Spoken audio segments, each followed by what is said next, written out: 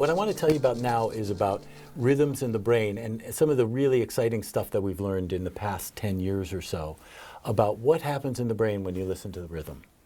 One of the things that we had hypothesized back in '99 with one of my colleagues was that brain processes synchronize to rhythm, and when we perceive a beat or a pulse in a musical rhythm, what we're actually hearing, what we're experiencing is the synchronous activation of our brain rhythms. What we decided to do was actually look at EEG, and surprisingly, no one had done this before. We thought, well, if the rhythms of the brain are synchronizing to music, then it should be pretty clear.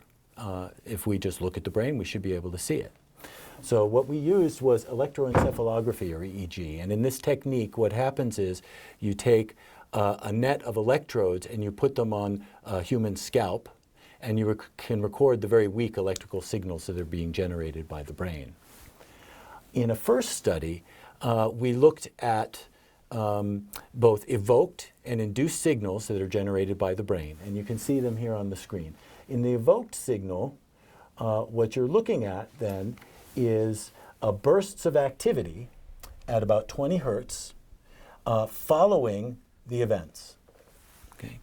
In the induced signal, what you see is something quite different. It's quite surprising, actually, is that there's electric activity that precedes the signal, and it reaches a maximum before the event actually occurs. And the reason we thought that was important was that people believe that the pulse, when you hear the pulse, it's a kind of an anticipation of where events are going to occur.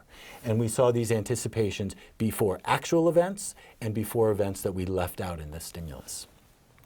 Now, a couple of years later, we were surprised by the results that came out of our colleagues' lab up in McGill in Montreal, when they showed that when you simply listen to musical rhythms, you don't tap, you don't move, you lie still. In fact, you're in a scanner like the fMRI scanner that we'll see a little bit later.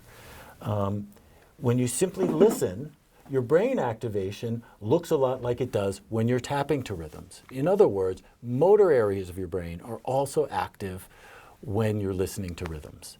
Now, this was really surprising to us. We thought, and many other people thought, that maybe the rhythms that we were associating with perception of pulse were auditory, maybe they were attentional, but this opened up really a new way of thinking to say, well, you know, it's not just auditory networks, but motor networks are also engaged. About 3 years after this, one of our colleagues in Belgium discovered something even more striking. So what she was able to show is that if you play a rhythm to people, and here is a rhythm at about 2.4 cycles per second, so about this fast, 2.4 cycles per second. And if you do that, and you look at what frequencies are in the EEG signal, what you see is 2.4 cycles per second. Not that surprising, really. But what she did next was really what was startling. She said, imagine that it's not just click, click, click, but it's tick-tock, tick-tock. So every other event is accented. And what she saw was a frequency in the EEG signal at half of the signal of the frequency of the stimulation. So in other words, when you imagine that every other signal is being grouped, that also shows up as a neural oscillation. And then she said, what, now imagine they're grouped into threes. And what do you think she found? A signal at 1/3 the frequency of the stimulus. Now, these signals aren't in the stimulus. If they were in the stimulus, it wouldn't be that surprising, perhaps. But it's just the imagination of that rhythm is going to show up as a brain oscillation as well.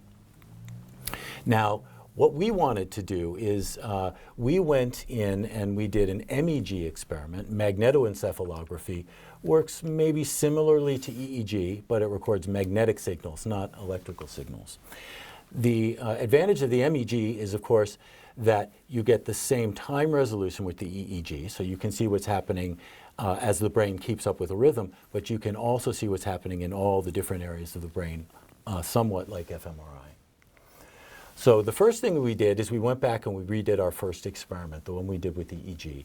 And what we showed is, yes, you do get rhythmic expectancy. So we stimulated now at 3 different tempos and at with a random rhythm. And what we showed is that this rising of this rhythm in response to the different tempos, this rising portion of the response was sensitive to the tempo. So it's literally anticipating where the next events are going to occur.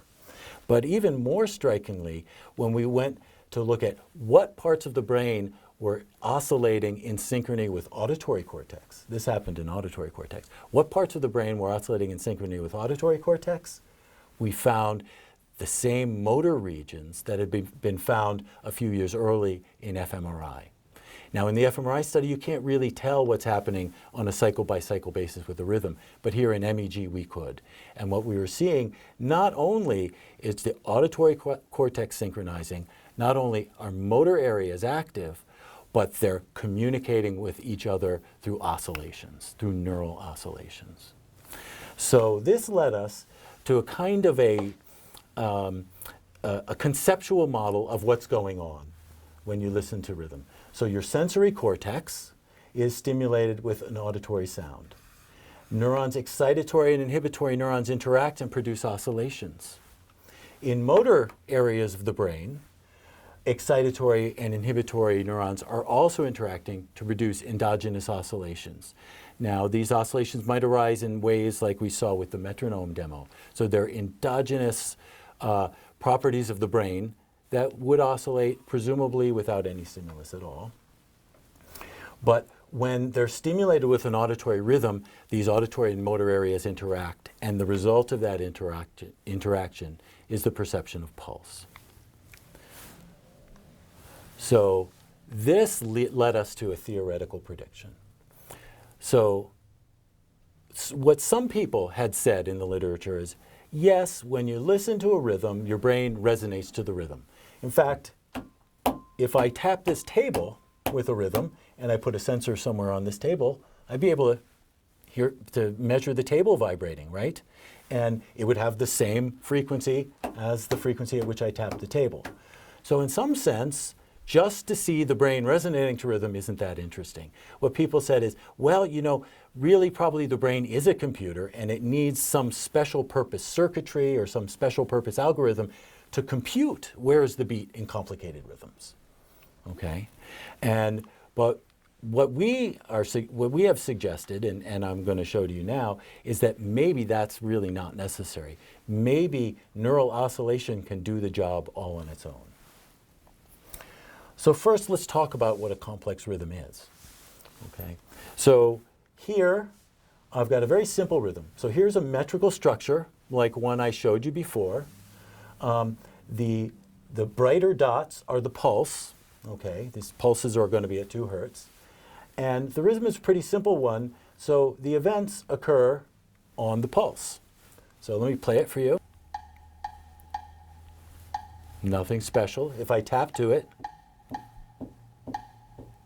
I tap the pulse. Some of the pulses occur where there aren't notes, but it's basically pretty simple. The other thing you notice is if you do a Fourier analysis of this rhythm, most of the energy occurs at the frequency of the pulse. Here it's notated as a quarter note. These other metrical frequencies are in the pink. Now let's do something interesting. Let's make the rhythm a little bit more complicated. Let's make a clave rhythm.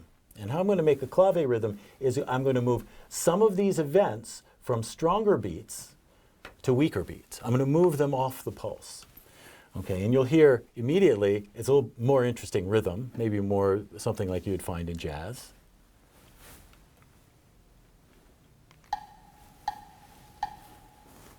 Okay, now you've got a rhythm going. But if I were to ask you to tap the pulse, you'd probably tap the same pulse.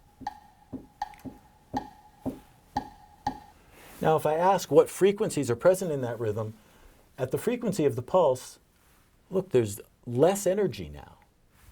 And in fact, there's more energy here at frequencies that are apparently unrelated to the pulse and to that metrical structure. What if I make it a little bit more complicated? I'm just going to move this note off the beat. Now I go from a son clave to a rumba clave rhythm.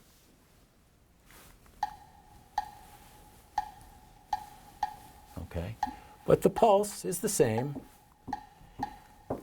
And if I look at the analysis of the amount of energy at the frequency of the pulse, almost all the energy is gone. Okay? So this is what makes the question of how the brain perceives the pulse and rhythms an interesting question. How can we sort of figure out how that might happen? Our suggestion is that this happens through the interaction of oscillatory activity in the auditory and motor areas of the brain. So what we're going to do now is we're going to write computer simulations. So what we do in our lab, we do something that I like to call Zengineering. We write down equations that represent rather faithfully oscillations that really occur, endogenous oscillations that occur in the brain. And then rather than engineering a computer program that will give us the result we want, all we're allowed to do is analyze those equations and ask what they predict. Okay, so we want realistic equations that describe brain oscillations, and we want to ask, what do these equations predict? So here's an example at the collective level of a brain oscillation. That's this equation here. And these systems are also able to learn. So we write down an equation for how the synapse between, or the synaptic connections really, between two neural oscillators can strengthen itself or might weaken depending on what's being listened to. And we build these things into complex networks. Okay? So here's an auditory network, a motor network, and we stimulate it with sound. Okay? These have intrinsic dynamics like the metronome demo we saw earlier. They receive auditory stimulation, they wire themselves together with Hebbian plasticity, and they can form complex patterns. So you can get emergent processes happening within this kind of a computer simulation. We can simulate emergent processes anyway. So what happens when we stimulate these with the kind of rhythms you saw before? Well, here's a simple isochronous rhythm. This is actually simpler than one I played for you. So let's just see what it does to a simple metronomic rhythm. So that sound is the rhythm, and you want to keep your eye here. This is the amplitude of the oscillator that's tuned to 2 hertz. Not too surprising, huh? What about if we look at the rumba clave? There's no energy, well, there's very little energy in the rumba clave at 2 hertz.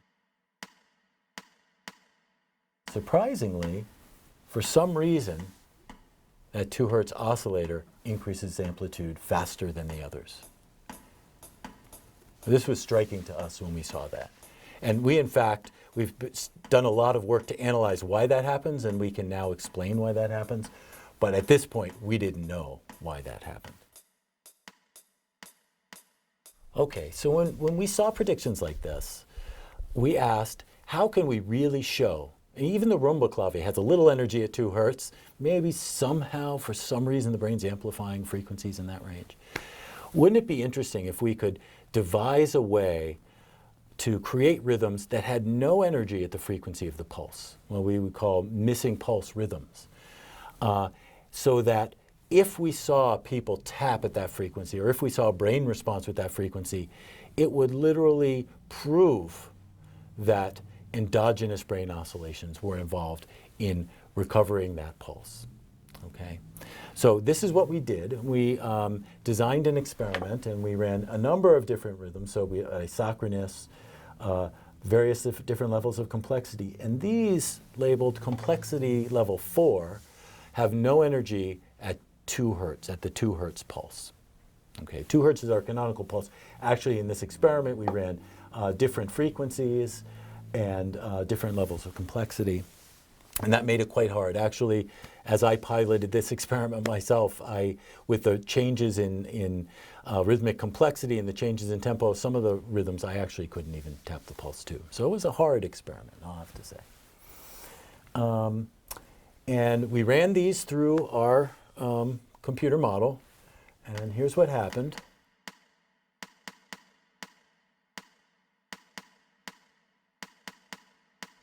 But this is not a particularly unusual rhythm. You might hear this in a piece of pop music. but there's no energy at the pulse frequency. Nevertheless, look at what the computer model picks up. It was striking. This is because, as I showed earlier in the drum demo, that these oscillators are capable of mode locking, not just synchronizing, but mode locking with the stimulus at integer ratio related frequencies. Okay.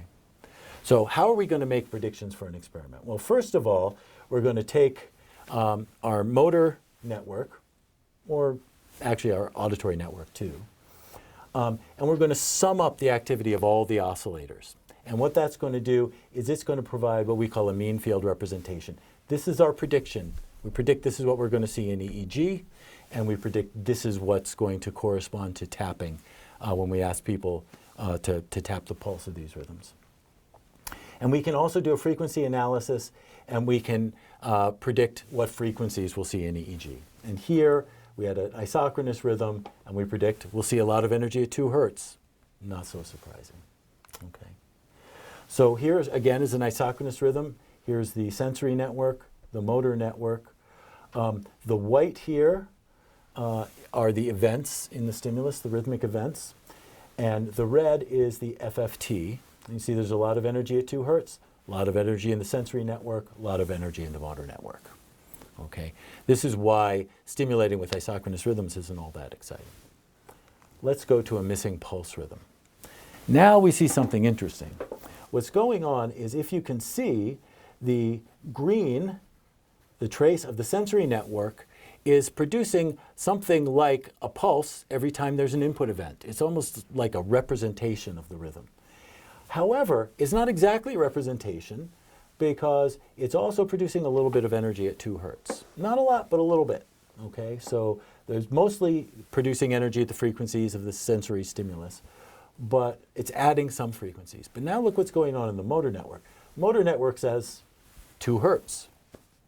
Okay, so what we're predicting is that this oscillatory interaction is going to give rise to the pulse, even in complex rhythm for which there's no energy at the pulse frequency. The brain is literally adding that information in as an endogenous oscillation. Not only that, we don't need a complicated computer program to figure out where the pulse is. These are properties of neural oscillation that are responsible. At least that's our prediction. Okay, so now what I want to do is I want to take us over to the behavior lab, and I want to show you a subject performing in this experiment, show you how it goes. Here in the listening lab, we play auditory stimuli for people, and we ask them to respond in various ways, tell us what they hear. So we're going to look at the perception of pulse to simple and complex rhythms. The operational definition of the pulse is the frequency at which you'll tap your toe, or tap your finger, or snap your fingers when you listen to a rhythm. We're going to see if they can find the pulse where our computer model predicts that they will. So this is the complex rhythm.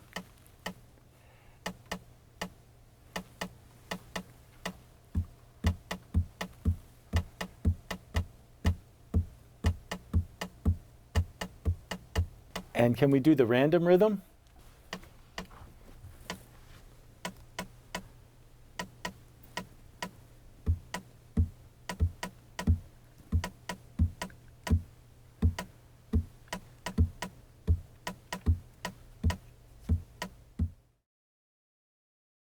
Here we are in the EEG lab. In the EEG lab, we record electroencephalography, that's EEG. We've already explained a little bit about how we make predictions about the activity we expect to see in the brain when people listen to these complex rhythms. So here in the EEG lab, we're actually going to put electrodes on a subject's scalp. We're going to record the weak potentials that come from their brain, and we're going to see if we actually can observe the frequencies of brain activity that we predicted in our computer model. The subject's going to have a little headphone like you would wear when you're listening to music, and we're going to play the sounds to the subject while we record from their scalp. What you're seeing on the screen here, these wavy lines, are the accumulated electrical signals that are coming up from the brain through the skull, so they're getting smeared a little bit, both spatially and temporally, coming through the skull. And what we're picking up is those electrical activities at each of our little electrodes on the subject's scalp. And what we'll do is we'll look at those signals and we'll decompose them to look to see if we're seeing those frequencies that are predicted from the models. So we saw the tapping experiment, and we saw Carl tapping the pulse. And then we saw some people recording EEG. We saw Jung Neo and Charlie recording EEG. The tapping experiment went along with the EEG experiment. So we wanted to make sure that those people who were able to tap also showed the appropriate frequencies in their EEG signal. We actually have run the tapping experiment before, and I just want to show you the result of the tapping experiment. So what we found was we had an isochronous rhythm, we had varying levels of complexity, and then we had 4 missing pulse rhythms. Now here the pink is the frequencies in the stimulus. And you see in the complexity level 0, or the isochronous rhythm, lots of energy at 2 hertz. The yellow is people's tapping, and they tapped, not surprisingly, at 2 hertz. But as you see, as the complexity increases from complexity level 1 to level 2 to level 3, the amount of energy at 2 hertz declines, yet people are still tapping there. And as we predicted, even though there's no energy in these missing pulse rhythms at 2 hertz or at 1 hertz, which would be the half note, people are still tapping predominantly at 2 hertz and sometimes at 1 hertz. We're also able, with this kind of data, to look at their synchronization behavior. And what we find is that for the most complex rhythms, they are tapping synchronously with the predicted beat. Sometimes they're tapping antiphase or out of phase. They're tapping off the predicted beat, or they're tapping off the intended beat. Actually, the predicted beat is ambiguous because there is no energy at 2 hertz. So whether they're in phase or anti-phase almost doesn't matter. So some people hear it anti-phase. And there are also a large number of people who can't do this task. So we would predict that the people who can't do it maybe wouldn't have a brain signal at 2 hertz. We don't have results from EEG yet, but we do have some preliminary results working with a group at NYU from MEG, magnetoencephalography. And what we can see here is an experiment more exactly like the one you saw with the tapping. So there's an isochronous rhythm, two complex rhythms, and a random rhythm. Here are the stimulus spectra showing the energy at the different frequencies. And what we see is for the complex rhythm, we are indeed finding some energy at 2 hertz. For the other complex rhythm, even more energy at 2 hertz. And for the random rhythm, we're not finding any significant energy at any of these frequencies. So turns out our results are confirming our predictions. The brain is recovering energy at 2 hertz, even though there's no such frequency in these rhythms, and people in fact perceive the pulse at 2 hertz.